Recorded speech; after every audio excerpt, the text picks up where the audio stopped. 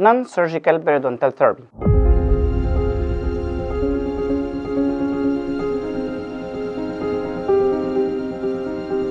Which is the backbone of comprehensive periodontal treatment plan. At this presentation, we will know how to assess the problem, how to diagnose the periodontal pocket, and how can we assess the teeth mobility.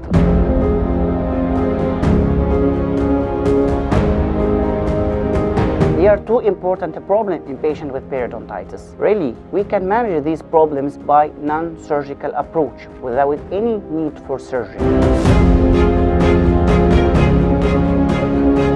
How can we perform that? At this lecture, we will know how to manage both periodontal pockets non-surgically and how can we manage teeth mobility. Management of teeth mobility will go for two parts: how to make teeth splinting by different designs of teeth splinting, and also we will know how to manage occlusal disturbances which add to this teeth mobility. And we will know a new design of digital periodontal splint and teeth splint, and we'll know more about this new invention for teeth splinting. By the end of this lecture, you will be able to manage these cases non-surgically inside your clinic.